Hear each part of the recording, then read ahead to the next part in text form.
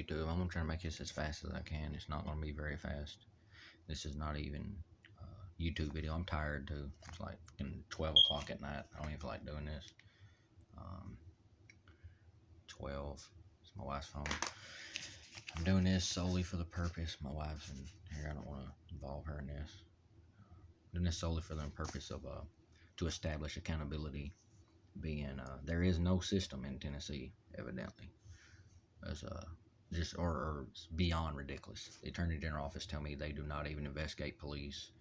Um, and start out from the rip. I have to store space. I'm gonna have about an hour on here, so I'm gonna make this as quick as I can.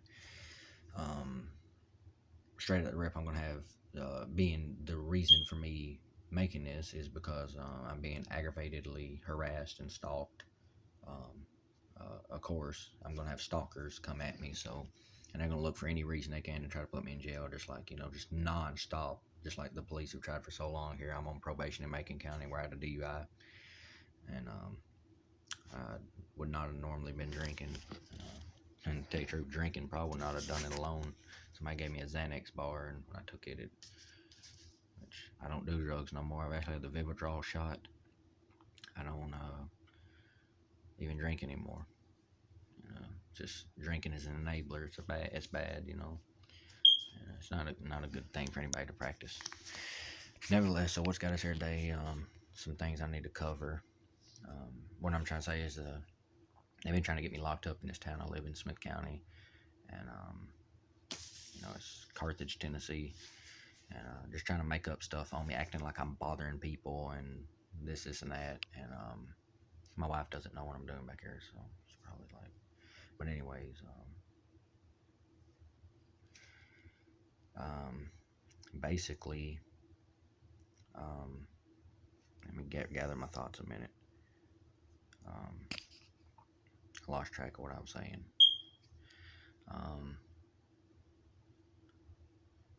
They're all the time acting like I'm bothering somebody. I have a life. I have to deliberately desensitize myself because I can't even be me. Not trying to sound conceited or brag. It's just the T.B.I. They had this investigation on me, so I'm starting to ask, like, y'all know my name. I've read my channel. Live in Carthage, Tennessee. I had this investigation in Nashville. It started with Nashville police. They believed that I was a sex offender. So, but the way, instead of, I don't know, for whatever reasons, I was never detained, interrogated, questioned. Basically, what they done, they would just hit sirens around me. They would have people honk horns at me. They would this guy walk up, bad boys, what you gonna do when they're on to you. So they're trying to convey to get across to me they're on to me, that type thing. It's just weird. They created a big spectacle. And I'm not anti-police. I'm actually pro-police. I don't even have to speed up talking because I have to make this quick. Like I said, due to storage. I'm a constitutionalist, and it's just Tennessee's ridiculous though. Literally ridiculous. I've never in my life seen anything like it. These cops are terrorists as far as I'm concerned. I'm allowed to exert my First Amendment right. I'm going to start out by saying, because I don't trust anybody in this town. Even the judge in my case right now, I'm out on bond. My wife and I are going through marriage counseling. If he was any type of a judge, and I hope he hears this, he would have done something with these police. He told me one day I was, quote, on everybody's radar. This is a small town. They may try to make it out big. It's a small town. It's like 2,000 people in this town. They do everything they can to lie concerning me, and I'm going to get into that. So I had this federal lawsuit. Because when I was up there, and like, just, maybe if I was investigating somebody because I thought they was a sex offender, the way I would have done it, I would have went about it like maybe set up a bait sting, have maybe a younger girl out, dressed a little revealing or something to see if that person, he hits on her. And of course, see, there's even laws of entrapment there. There's the person is not allowed to say nothing to the alleged suspect or perpetrator. I'm learning law because I've been through this. I've been dealing with them. Being the Attorney General office told me they don't even investigate police here in Tennessee. It's just ridiculous. I'm living next door to some people here. Just the police do everything they can to just try to incite me to violence. They got this "Don't tread on me" sign and on their car, and it speaks for itself. Yes, Carthage. So, anyways, but maybe talk to that person's relatives. I might have done if I was a detective, which I'm having to be the DA and everybody. Like, I'm calling it aggravated harassment. I've had to put that terminology because you get no justice or truth out of this Tennessee system. None, zero, zilch, or practically none. You got some of them just because they know they've made such a fool of themselves. Like the DA office, criminal investigator, he listens to me, but he just like, you're not under investigation, this and that, or there's nothing, well, whatever. I happen to know better. I know for a fact that, well, I'm not under investigation. I do agree that it's not a legit investigation. Entrapment couldn't even apply here because in order for it to entrapment to apply, it would have to be a legit investigation. This is stalking. There's a hacker that I literally have to keep tape over my cameras and stuff, on eBay they sell, or Amazon, or probably both. Perhaps they sell this thing you can put over your camera because people can watch you through low lives that have nothing better to do than hack somebody. And it's pretty cool to be able to hack in a way, but it can be misused just like anything. You put the wrong power in anybody's hands, it's not good sometimes. So I looked up online. I had a feeling I was being watched one day, just like this woman said one day. I just had a feeling I was being watched. Turned out a peeping Tom was watching her. We have a sixth sense, and I could feel myself being watched one day because I'm dealing with criminals. So I look online on YouTube. Can a phone be hacked? Can somebody watch you through your camera and whatever? And it said all experience. It said a skilled hacker or something like that. It said all they need is your phone number. You can look it up yourself. So they probably hired him off the dark web. And sorry if the truth offends stalkers. I'm gonna make this video. Nothing's put in the dark but to be brought to light, like God said. And anyways, they're just, every time I've ever been on misdemeanor probation or something, they try to do something to get me locked up. I'm gonna explain that too. But so this federal civil lawsuit that I filed in Nashville, it was on the T.B.I. mainly. It's police intimidation, stalking, threats. I received a text: hurting people, hurt people, be careful. Just some kind of weird number, and I raised it, didn't want to get my wife all in an uproar or whatever. So in my lawsuit, it's Aaron Key versus Metro Nashville. If you type it in on Google, it should pull it up. And be forewarned, they've desensitized me, or attempted to. It's just their word against mine. And so, anyways, and we see what cops are doing. We went through the Trump thing and the Pence and the William Barr. Just all three animals, as far as I'm concerned. You can look at a lot of pictures of them and you'll see there's a similarity there, and you can tell what they're about. But so basically, let me see. I feel pressed for time because I only got an hour on this. But they just trying to desensitize me to make me sound like a conspiracist. They're like, he thinks the F.B.I. is trying to say. I didn't say it like that. No. And it's not what I said at all. They say they passed law you can film the police, and I started filming the police in this town because they were doing corrupt, illegal things to me, and having their family members harass me, so forth, so on. I live in this little town, and it's just a lot of that. Their family members, EMS, firefighters, all that. Yeah, that's just tied in, and they all just, I don't know. This is just a totally bizarre, weird state. Beautiful hills and stuff is beautiful, but you don't want to live in Tennessee. It's ridiculous. If you have if you're prone to any kind of problems with I don't even like to call them police. Like, I can buy a badge off eBay and say I'm a cop. They don't make me a cop. Cops take a police officer oath of honor, and they promise to always have the courage to hold their self and others accountable for their actions, and to always uphold the Constitution. They it's been proven in studies before. A lot of police go by see nothing, hear nothing on each other, and it's called the police officer code of silence. So, anyways, and like I said, I'm pro police. I'm for police. There's good police in the world. I like the New York police force. I used to follow them on Facebook, or I seem to anyway.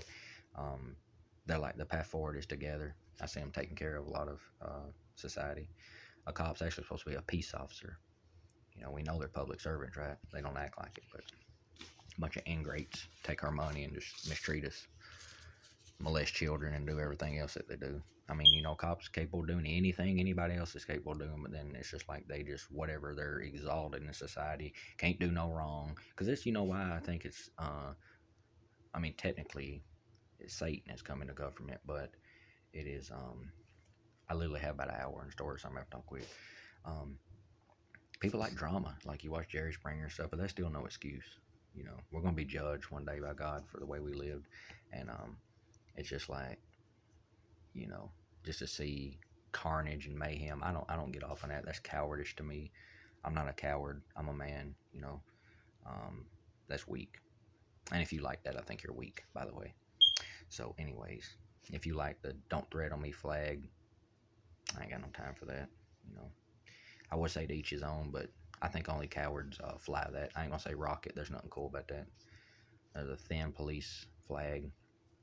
That's like, to me, it is desecrating the flag. I'm gonna go ahead and say that. I think it's fake.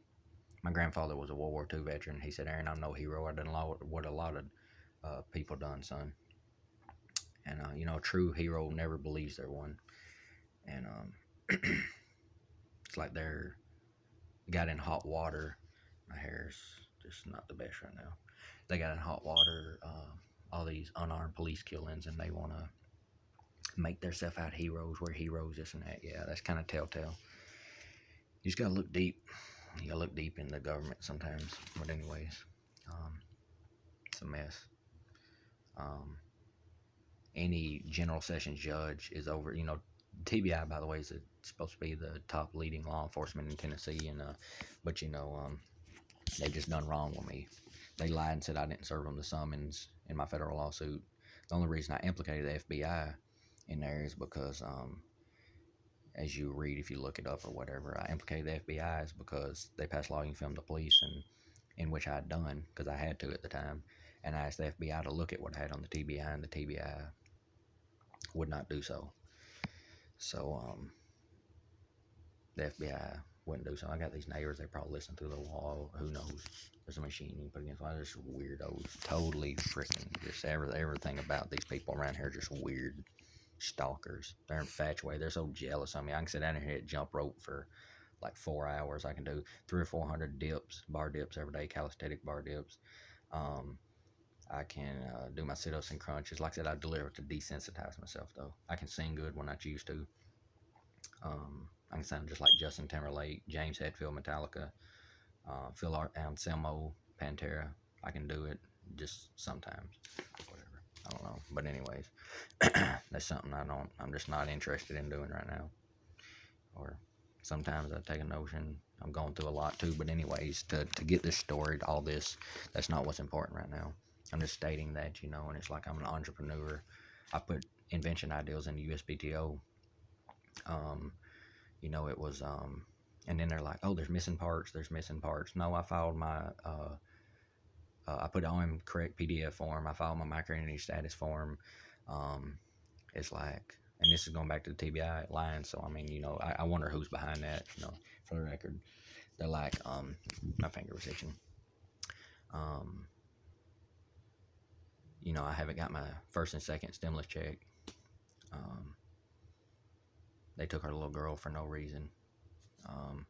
They're like, you have a violent history and lack of stability. No, that's not a legit cause. I couldn't turn in another state, which I already knew the truth, and he said they cannot do that. It's not even a factor. There's something more they're not telling you. I knew he wouldn't be coerced, like a small town. They're all just crazy. But anyways, basically, yeah, I said they're trying to make me sound like a conspiracist. Attorney General office is corrupt. Let's see what I'll mention in here. Trying to make sure I'm not jumping the gun. They're trying to claim like immunity on me, and they act like they're doing it all out of ignorance. The T.B.I could let this go at any time too. They want to play like, well, we just don't know what to do. Yeah, okay. For whoever believes that, that's whatever. That's just one of the stupidest things I've ever heard. It was nothing more than a sloppy, incompetent investigation from the get-go. When you look on YouTube, corrupt Tennessee T.B.I, you'll see where there's a $115,000 lawsuit that was already lost, by the way, at the time News Channel 5's interviewing the now new T.B.I. director, David Roush, and he condones what they done after knowing taxpayers had to pay that. And he said they just doing what they trained to do. And Phil, he said, so you're telling me you're okay with your officers going somewhere? They say no disbursement. He said, it just made this real cringy face.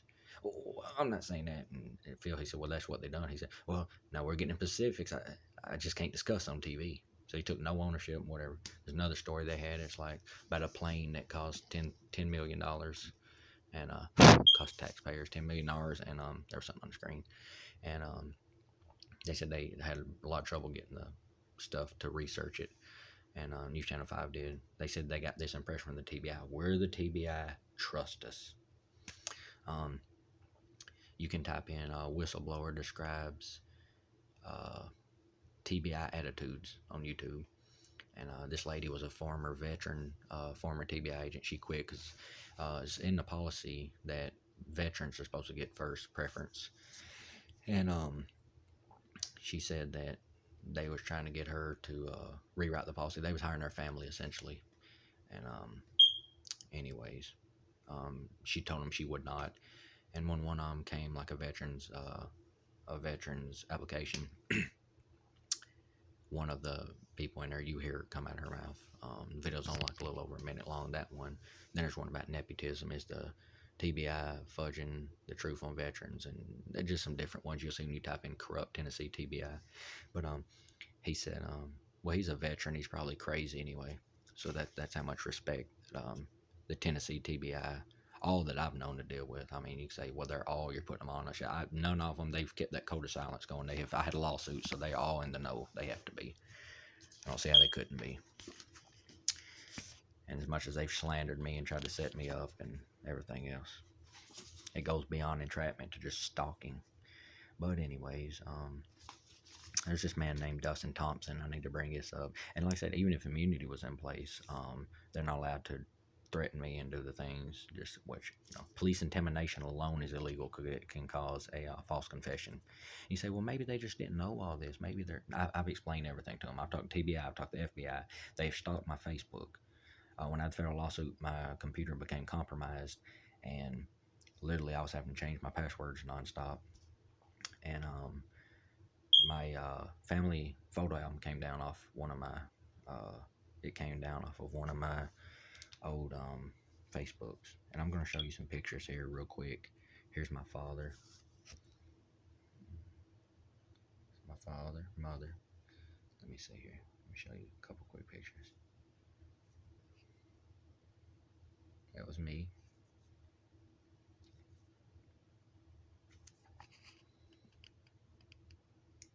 Dad and I.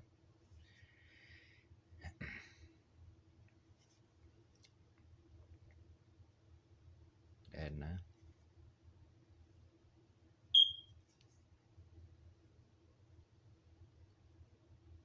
Dad and I. Me when I clean up.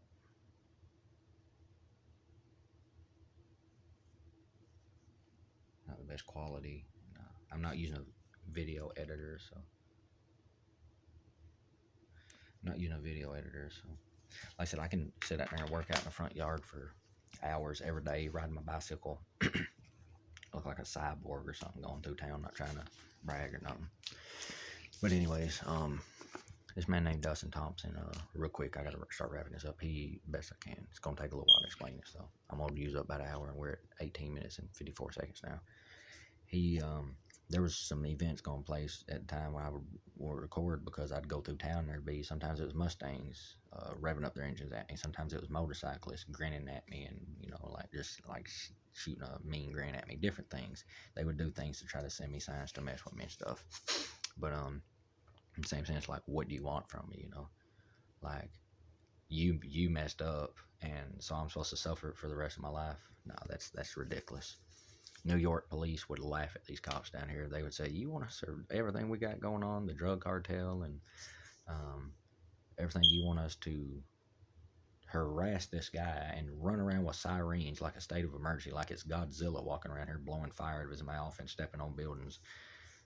Anyway, it's just ridiculous. But anyways, I can't stress that enough. Ridiculous, ridiculous. Yeah, I know I've said that a lot. I sound like a stuck record a little bit, don't I? Anyways, this guy's 6'7", 400 pounds. As you can see, I have very good genetics. You know, that don't mean he's tough because he's 6'7", 400 pounds. My dad was ambidextrous. He could fight very, very well. And in fact, that's why he got shot and killed. He's not a troublemaker. He's quiet, hard worker. He worked for the union. He was a welder, union boilers, plumber, and pipe fitters. But he basically he didn't take antagonization well. If you antagonized him, he was not a troublemaker, but don't start no trouble him. And so essentially what happened, I was riding my bike, and this particular day, like I said, there was a pattern of things happening to me and stuff. He was in his truck, revving up his truck as I came through on my bike, just real loud, revving it up as I come through there. He was at McDonald's. I was coming through there, and I circled back around and said some things to him. Just caught me on an off day, and I just got tired of these corrupt cops, you know, trying to incite me to violence and everything, and set me up. So basically, he almost ran me over. Had two witnesses. One was a former police officer, South Carthage police officer, Frank Geisenhofer. You can look him up. He resigned because of a sex scandal, but he stood up for me, and I appreciate that. He said, I just watched, he told that, if you want to call him Chief over, he said, I just watched Dustin Thompson try to run Aaron over. And, you know, then, I mean, he thought he tried to run me over, and then it was another witness, Brenda. She worked for auto parts. She was in a van. She said that she thought he had ran me over. Anyways, the chief, I said, watch him try to arrest me. And she's like, he tries to arrest you, I'll raise more cane out here than's ever been raised. Or, you know, she something along that effect. So he walks up and he said, off cold be out here fighting today, Aaron. She said, it's off cold be out here getting ran over. And he just kind of dropped his head and didn't say nothing. So anyways, basically, I fought him, by the way. I had to fight him. You might be wondering how I done. He didn't whoop me, and I mean, he had a bloody mouth, and I had a bloody mouth. I wasn't really trying to fight. I didn't want to be established as the aggressor. I hit him. I didn't know I connected that good, and that's kind of all irrelevant in about nothing. He don't have fighting blood in him, and had I never used no hard drugs when I was a teenager, he wouldn't stand a chance in hell fighting me. Him or nobody around here. You could put 4 or 5 of them together, and I'd melt them. The kind of genetics I have. I stunted my growth using the hard drugs as a teenager. But anyways, I did inherit my father's athleticism, and it's got me headstrong too, knowing my family. You know, I come from a line of fighters. My great granddad, his name was Keaton Key, and him and my dad, I don't know if they ever lost a fight. Keaton was 6 foot something. My dad was shorter, but just very, very built. And as you can see, his size fluctuated. But you know, to get back on track, Dustin Thompson did that. I didn't do nothing there because I'm like, maybe they try to get me in trouble. Well, later I was recording because I had to record a lot. And as I got this little spy pen at the time and I was going through town, I caught him doing something when I was just trying to record the police or just whatever transpired in the event if it unfolded. And he done something to me on the bridge. He revved up his truck and just was messing with me. Well, I went and took out a warrant on him. And because I positively identified his license plate and everything on the video, I caught up to him. He had parked somewhere afterwards, and got his license plate number. And I knew the clerks at the time to well, he called my mother's house, threatening me. How he got my number? It must have been on maybe the first police report, even where we had that fight. So then I recorded him again. Got another warrant out on him. When it come time taking the court, I already told people too. I said they're not going to do nothing when they're trying to portray like he's a informant. They said, well, you supposed to been here last week. So there you go. There's your answer to that. Then, and him having a prison record the whole time, he broke in Cumberland Supply in South Carthage and with another man, vandalized it, cost approximately like $170,000 worth of damage or something like that. And basically, they gave him probation. Some people call it the good old boy system down here. I remember a while back, like, he had offered me some moonshine before me and him got into it. He gave me a ride one day. I was walking, and I just told him, I try to look out for him. I'm like, man, be careful, you know, don't get in no trouble or nothing. And He said, "Oh, I know the sheriff." So anyway, for what that's worth, I'll throw it in there. Um, There's Tyler Leach, this little skinny, just I don't even know what he is. Pants hanging off his butt, little bird cage of a chest, and he wanted to come at me. And every time you see him in town, he's talking to a cop, and he wants to come at me. And then if I'd have hit him or done something to him, I was out on bond. They'd have put me under the jail. So I just had to tolerate his disrespect. Um, Basically, he pulled a machete on me. There's one cop did arrest him because I knew this one cop. Not even like that. It's just he just, I don't know, for whatever reason that he was arrested, and because they pulled a machete on me. And this other cop knew some stuff about him. Had found drugs on him one time. So his name's Officer Teasley of the Carthage, Tennessee Police Department. I don't know if he still works. You have, reason I say Carthage, you have South Carthage too. You have Carthage, South Carthage, and County. It's three different police.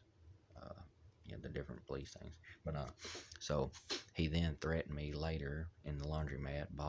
Punched a machine in there and balled up his fist and like walked next to me. And um, I went and reported it and told the cop. I said, if you're not going to arrest him, I don't want nothing said to him, because they was trying to like make it out like I have enemies in this town. Maybe perhaps where they could do something to my wife and say it was an enemy that did it or something.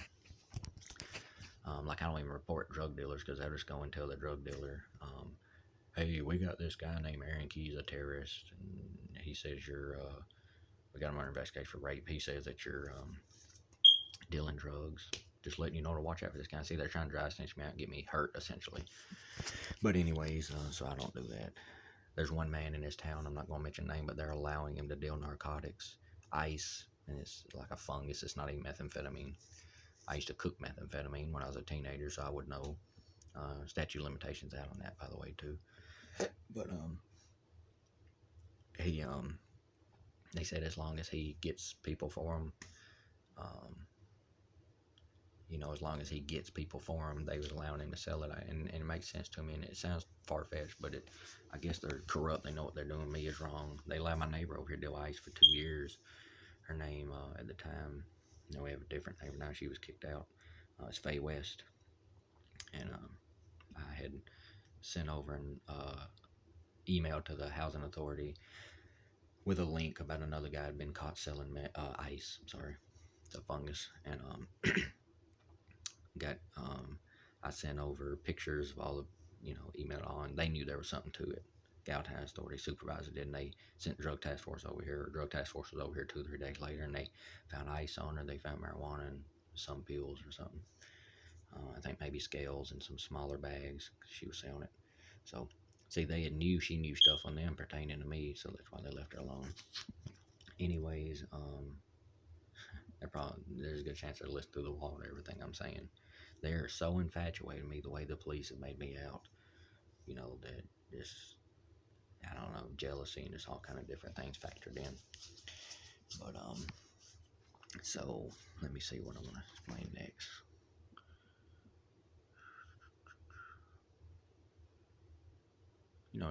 I said T.B.I. had a right to investigate me first, in which they did, but what was I supposed to do? I complied. I was never detained, interrogated, nothing. They tell me I'm a good citizen, the police do, but yet they stalked me. I said they could have left it alone at any time.